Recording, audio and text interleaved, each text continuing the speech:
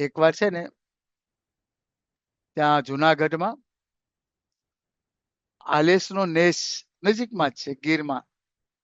ત્યાં વેરાભાઈ અને જોરા ભગત અને ગુણાતાન સ્વામીએ ખીમા ટાલિયા નામના હરિભક્ત હતા, એના નેસડામાં ઠાકોરના દૂધ માટે એક બે ગાય લેવા મોકલ્યા. એને કહેલું સ્વામી તમે કોકને મોકલજો. એની પાસે ઘણી ગાયો હતી, ગીર ગાયો. એ લેવા ગયા. એટલે એના જે પત્ની છે, ખીમા ટાલિયાના પત્ની, એ ઘરે નહોતા. એના દીકરાએ બે ગાયો કાઢી આપી કે હા ભાઈ બાપુજી કહ્યું છે લઈ જાઓ. એ બંને લઈને જતા હતા.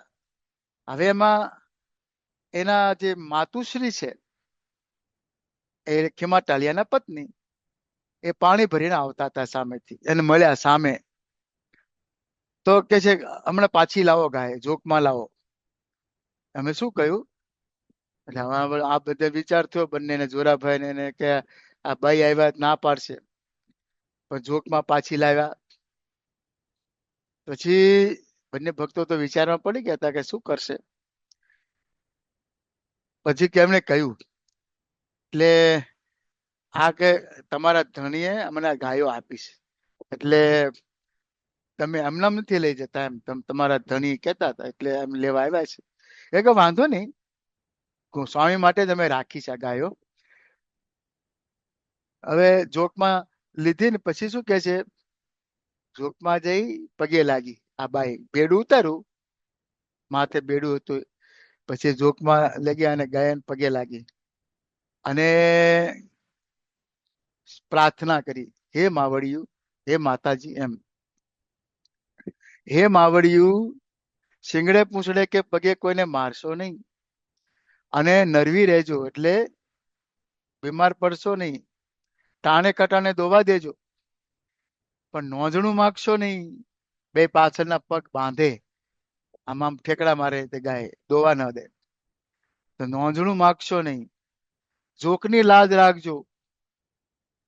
પછી એ ભાઈએ બેને ભક્તને કહ્યું બંનેને, હવે તમે ગાયો સુખેથી લઈ જાઓ. એટલે બંને ભક્તો પછી ભાઈને આ ગાયો પ્રત્યેનો પ્રેમ, જોકની લાજ, આ બધું જોયું ને બહુ આશ્ચર્ય થયું બંને ભક્તોને. જુનાગઢમાં જઈ આ બંને ભક્તોએ ગુણાતીતાન સ્વામીને આ વાત કરી કે આવું થયું આજે તો. એ બાઈએ કહ્યું જોકની લાજ રાખજો, અને ગાયો પ્રત્યેનો પ્રેમ છે, આ લાજ, એ અમને બહુ જ આમ અપીલ કરી ગયું, એમ આશ્ચર્ય મને ઉપજાઈ ગયું. પછી તો સ્વામી કે ભગત સાંભળો સાંભળો, એ ભરવાડ અને બાઈ છે, એ તો અભૂત છે, અજ્ઞાની આપણે માનીએ છીએ, પણ પોતાના જોકની લાજ એને કેટલી ખેવના છે. જોકની લાજ એટલે પોતાનો જે નેસડો છે, એમાં જે ગાય આવી, એ ગાય ગમે ત્યાં જાય, એનું જે ચરિત્ર છે, કુળના લક્ષણો છે, એ ભૂલે નહીં. એમ આપણે પણ સ્વામિનારાયણની જોકના છીએ, આવું ગુણાતાન સ્વામીએ કહ્યું. આપણે પણ સ્વામિનારાયણની જોકના છીએ, આપણે પણ સ્વામિનારાયણની લાજ રાખવી જોઈએ. આ ઉપર પછી સાખી બોલ્યા, લાજે લુગડા પહેરીએ, લાજે દીજીએ દાન, લાજ વિનાના માનવી તેના લાંબા લાંબા કાન. તિલક ચાંદલો આપણે કર્યો હોય અને રસ્તામાં ચાલ્યા જતા હોઈએ, અને એ વખતે કોઈકની કઈક ભૂલ થઈ હોય ને આપણને કઈક ગાડી અડાડી દીધી, અને આપણે સ્મિત કરીને એને માફ કરી દઈએ ને, એને લાગે કે આ નક્કી પ્રમુખ સ્વામી મહારાજ નો છે, મહંત સ્વામી મહારાજ નો તિલક ચાંદલો જોઈએ, સ્વામિનારાયણ નો, પણ ગાળ આવડી મોટી કાઢે તો જોકની લાજ ગઈ. એટલે આપણને સ્વામી એ કહે છે, જોકની લાજ એટલે શું? કે ક્યારે પણ આપણા મુખેથી એવો કુત્સિત શબ્દ ન નીકળે, જોકની લાજ. અને બીજાને પણ રંજાડે નહીં, બીજાનું હિત ઈચ્છે, આ જોકની લાજ. પોતે નિયમમાં વર્તે, અને આંખ ઊંચી કરીને દ્રષ્ટિ માંડીને કોઈની સામે જુએ નહીં. આ જોકની લાજ. દસે ઇન્દ્રિયોને વશમાં હોય, જોકની લાજ. મનમાં પણ કોઈ વિશે ભૂનો ઘાટ ન થાય, આ જોકની લાજ. એટલે ગુણાતાન સ્વામી એ વખતે બહુ સરસ વાતો બધી કરી કે લાજ હોય તો મનુષ્ય કહેવાય. લાજ એ ધર્મની બેન છે. મહારાજ વાત કરતા, શ્રીજી મહારાજની વાત કરી કે મહારાજ વાત કરતા કે આત્માન સ્વામીને જેટલો ત્યાગ છે તેટલી મુક્તાન સ્વામીને સત્સંગની લાજ છે. આ કેમ કહ્યું છે?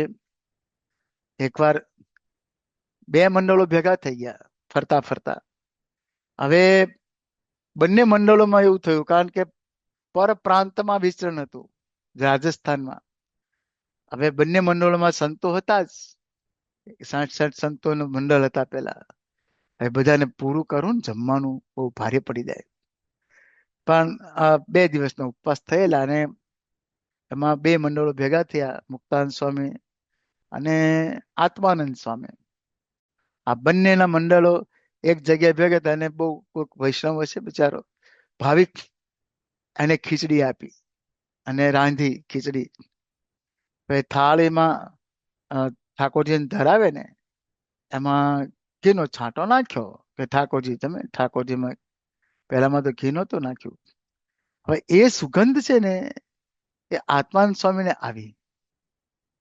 જ્યારે ખીચડી પીરસાવા લાગી, હવે તો ઠાકોરજીને બીજી થાળમાં ભેગી તો થાય, એટલે થાળની ખીચડી ભેગી જ થઈ અને ખીચડીમાં ઘી હતું. હવે ઘી કઈ એટલું બધું નહોતું, 2 ચમચી ઘી નાખ્યું હશે.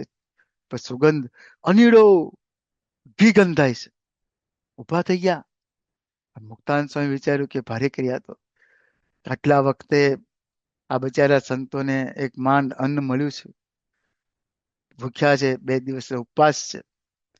એટલે મુક્તાનંદ સ્વામી બોલ્યા, સંતો મારા ઠપકો દેશે ને તો હું મારે માથે લઈ લઈશ, પણ તમે સમજો.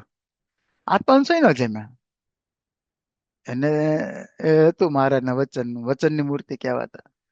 મહારાજે આદેશ આપેલો કે ખીચડીમાં ઘી ન લેવું, એવો આદેશ હતો, એટલે એ તો ન જમ્યા.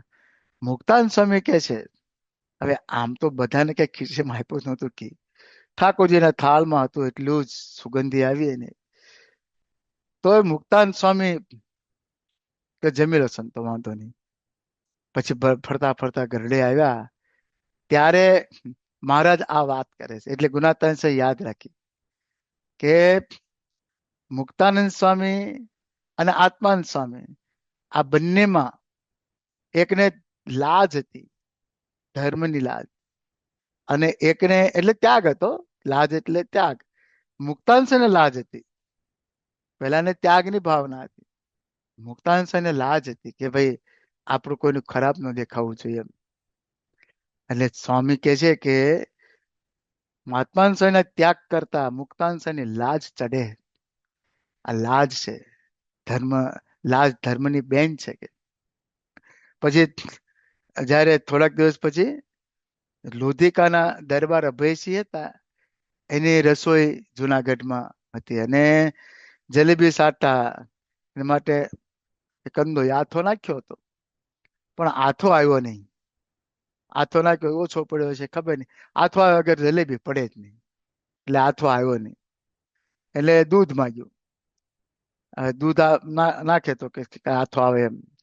રામચંદ્ર દાસે કહ્યું, અત્યારે ટાણા વિના દૂધ ક્યાંથી લાવવું? ટાણું નથી અત્યારે દૂધ ક્યાંથી લાવવું? એટલે ગુણાતાન સ્વામી કહે છે કે ખીમા ટાલિયાની પેલી ગાયો આવી છે ને, એને એના પત્નીએ કહ્યું છે કે લાજ રાખજો, કાણે ટાણે કટાણે દોવા દેજો. હવે જાઓ એ ગાયોને તમે દોઈ આવો, જાઓ એમ કહી દોવા દેશે. લીલુડી ગાયને દોઈ આવો. એ નામ લીલુડી હતું. રણછોડ ભગત ગયા બઘોણું લઈને અને દોવા બેઠા. ગાયે પારસો મૂક્યો. કટાણે પારસો ન મૂકે ગાય, પણ જોકની લાજ બોઘણું ભરીને દૂધ લાવ્યા. ગુણાતાન સ્વામી કે જુઓ, આ ગાયે પણ એના ધણીનું વચન શિરે ચડાવ્યું છે અને ટાણું કટાણું જોયું નથી, દોવા દીધું. આ જોગની લાજ સાચવી, તેમ આપણે પણ આ સત્સંગ આપણી જોગ છે, એની લાજ વધારવી. સત્સંગમાં ન શોભે તેવી ક્રિયા કોઈ દિવસ કરવી નહીં. સત્સંગી હોય, તિલક ચાલનો કર્યો હોય, એ પર સ્ત્રી સામું જોવે નહીં. હવે જો જોવાઈ ગયું હોય તો તરત એનું પ્રાયશ્ચિત કરી લે. જોકની લાજ, જોવે તો નહીં પણ સામે બોલે નહીં, અડે નહીં, સ્પર્શ કરે નહીં. જોકની લાજ આપણે BAPS માં તો ખાસ છે જ કે હરિભક્તો કાર્યકરો હોય તો એકલા કાર્યકરને ન રાખે, એની સાથે એનો જોડમાં બીજો કાર્યકર હોય અને સંપર્કમાં જવાનું હોય ત્યારે પહેલા પૂછી જોઈએ કે ઘરમાં કોઈ પુરુષ છે, તો પુરુષ હોય તો જ જવાનું, નથી ઘરને છોડી દેવાનું. ભાઈ માણસ હોય તો નહીં જવાનું.